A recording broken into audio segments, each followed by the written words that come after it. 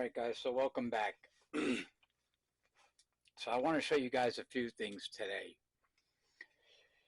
So first I fixed this coil, the one that got caught in the rotor in my last, didn't get caught in this rotor, it got caught on this rotor, and I fixed this rotor too. I reprinted, turns out not just 2 of them broke, but 3 of them broke. I reprinted them, so it's good to go. This guy took a little bit more work. I needed to glue everything back together and then reseat it with some resin and then print a 3rd thing on there. But it works really good, and I'm going to be showing you that in this video. First, I want to show you this guy here. So this is a sky collection coil, and I've got 11.9 volts coming in, and this is a great coil. Let me put this away, and I'm having it running on the JL94 dual circuit. You can see that there it is with the 2 lights that are spewing out power.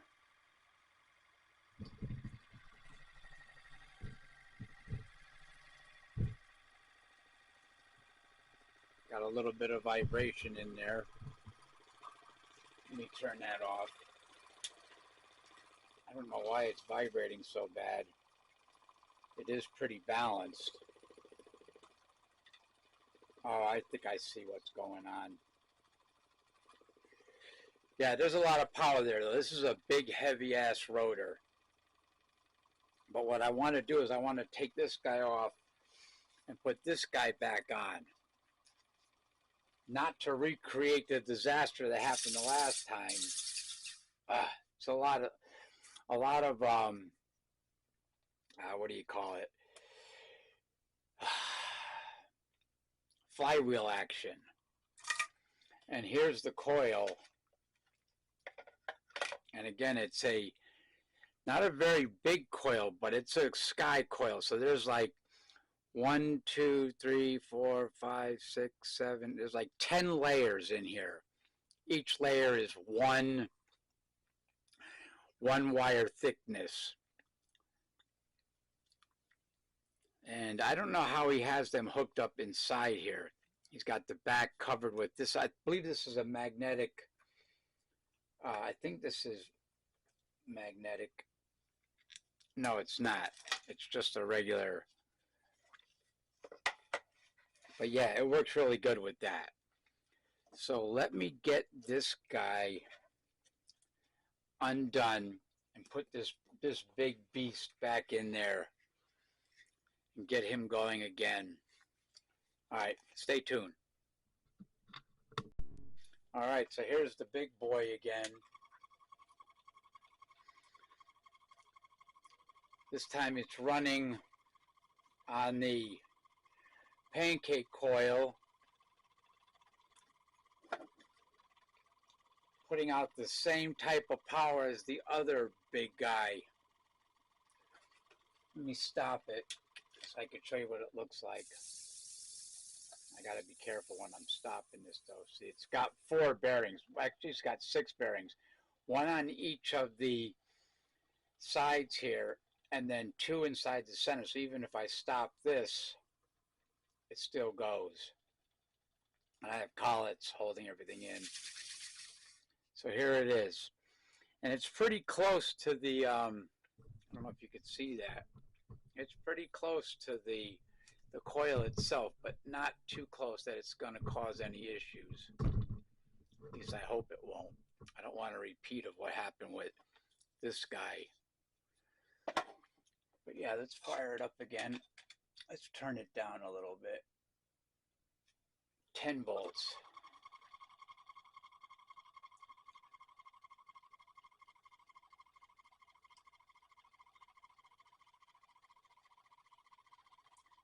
Yeah, even with 10 volts coming in, it does a good job. I'm eventually going to put this guy back on there because I want to finish the experiment with this guy. I want to run one, let me shut this down. I want to run this off of one circuit and have the output go into my bridge rectifier and see what kind of power we can get out of that. But I wanted to make sure it was running okay. It's got a little bit of a wobble to it, but this is an old base. Of course, it's probably not 100% balanced. I mean, I could see if I got any heavy ends on it. Yeah, it seems to be heavy. If I go like that, yeah. So that seems to be the heavy end right there. And I'm not really sure why that is. Everything is equal. All the parts are, but we're talking 3D printed parts. It could be too that one of the neo magnets I have is a little bit heavier than the other one. Yeah, so that's where that wobble comes in. I could probably put something on here to balance it out. Let me see what I can do. Stay tuned. All right, so I've got it running on the pancake coil, and it wasn't meant to do this, but I've got the pancake coil coming out to the bridge rectifier, coming to the meter, and it's putting out 164 volts, which is kind of crazy, but that's a really good coil. Anything that Sky Collection makes is absolutely fabulous.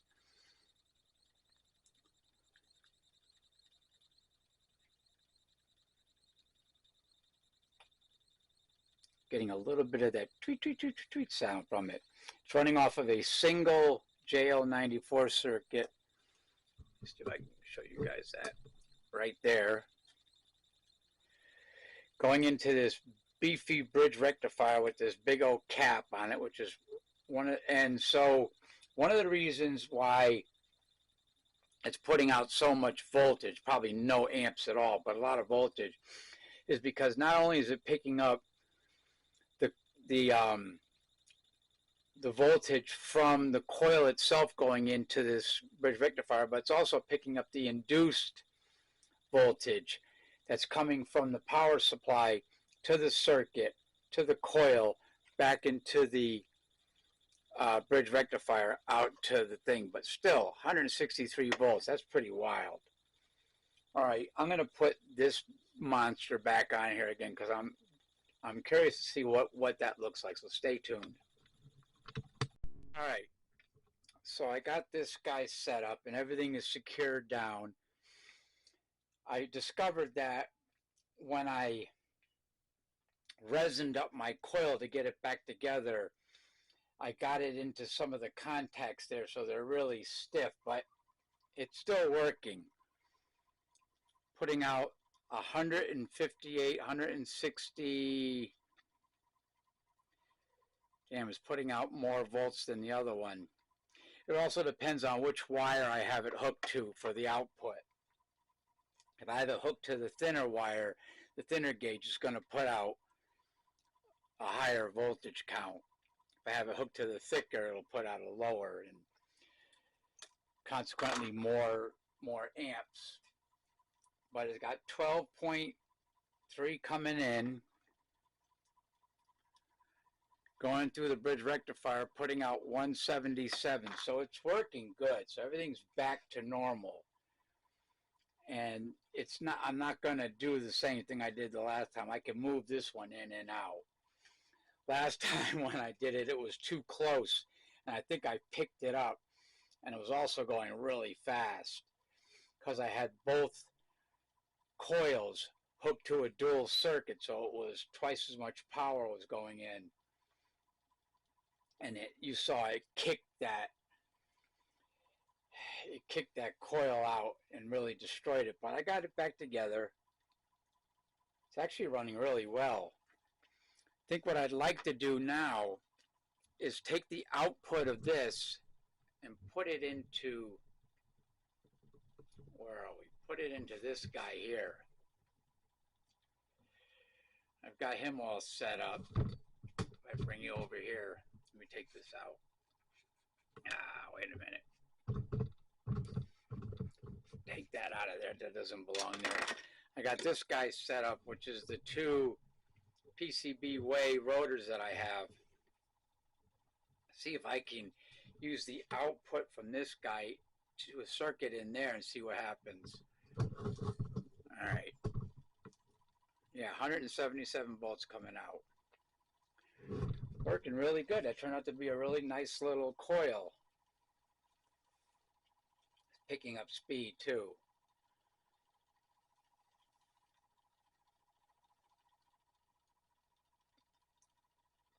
All right, let me see what I can do. Stay tuned. And just on another note, I've been playing around with printing out 3D printed tools ever since I got the Bamboo Lab. And this is my knife that I printed out. It prints out in like 3 or 4 pieces. There's the inner piece here, and there's the slide and the piece that holds the knife. I don't know how really good this is. I mean, it would be good for doing light jobs, but I mean, it came out pretty good. I like the texture finish. Anyway, I just wanted to show you that. I'm going to hook up the output of this guy, and I'm going to run that guy with it. I'm going to try it with the dual JL94 circuit, so stay tuned. All right, so I got it hooked up. I've got the output going into here, and it's working. You can tell that it's taking a lot of power from that guy, but it is enough to run the dual JL94 circuit.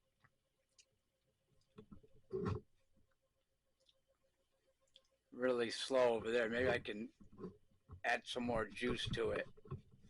Here, you guys watch that one while I...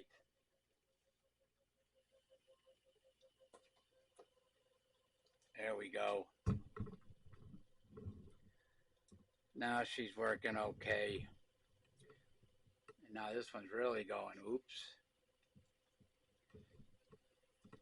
Yeah, so it's working out. So yeah, it may be low voltage, low current, but it does work. It's putting out enough current to run this guy. And run it well, too. I mean, she's flying. Much better than this guy, but that's because this guy's doing all the real work. Let me try some different coils on here. Stay tuned. So I got Sky's beefy coil in there, and it's running that guy really well. This coil seems to be doing better at lower voltage. I only have 15 volts coming into this one, but it's definitely running that guy. That's really cool. I had to widen the thing. I should widen it even more. Yeah, that's actually picking up speed. I'm not getting any output on the dual JL94 because it's just not enough voltage, but it is running it. And it's funny because before I actually start running this thing, the lights go off because of the induced current coming into the bridge rectifier here. See if it'll show me how much voltage is actually going through this.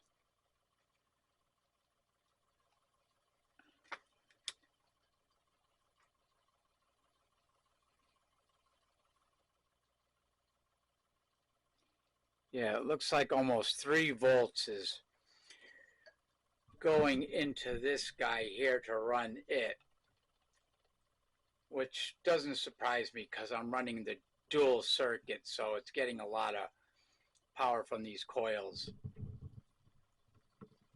But yeah, it's working really nice. Let me turn it up. Oh yeah, now I'm getting output from this guy here.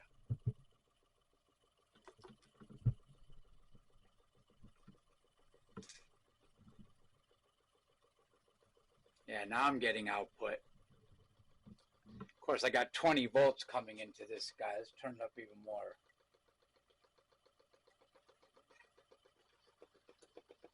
Now, let me turn it down. I don't want to mess around. In fact, let me turn it off.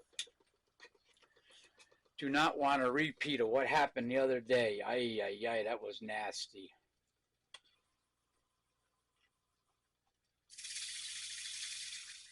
There we go. Now I can safely slide this guy out. There wasn't no danger of hitting that. And of course, this guy. All right, so yeah, that was cool. For me anyway. I don't know about you guys, but it was cool for me. I'm going to try my big imitation of Sky's coil, which is this one right here. Has the same thing, thin gauge, thick gauge. Kind of looks like it a little bit.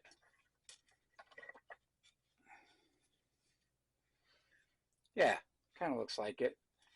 They're about the same weight. I don't know what the resistance is. I don't usually bother with that stuff. I only look for spin, baby. Not spin, but actual. Oh, what was that on the outside of this guy here? It's like a piece of, oh, it's a screw. Huh. Gotta be careful with these magnets. Anyway, let me try some more stuff here. I'll bring you guys back. Stay tuned. My coil's actually doing a little bit better. I'm getting decent output out of the output portion of that JL94 circuit. Getting good power there. Slow over there. Let me turn it up. Sometimes you got to get these things going for the JL94 circuit. You got to give it a little kick. Yeah, that's really going good over there now. A lot of output power. And it's going good over there. So yeah, my coil's doing really well. Let's see what the output is. Probably about the same, probably like about 2 volts. I can't show you guys that because I can't do that and at the same time. Oh no, 4 volts. So this guy's getting about 4 volts to the dual JL94 circuit. And that guy is getting 21 volts. Let's turn it up. Oh, now we're really firing over here. Yeah, really firing up over there. That guy's still going kind of slow. Let me shut it down. Well, let me turn it off. Turn it down first.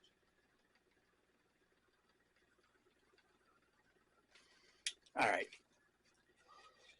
Yeah, I like this rotor. It's a nice size rotor. Kind of close to the coil, but not too bad.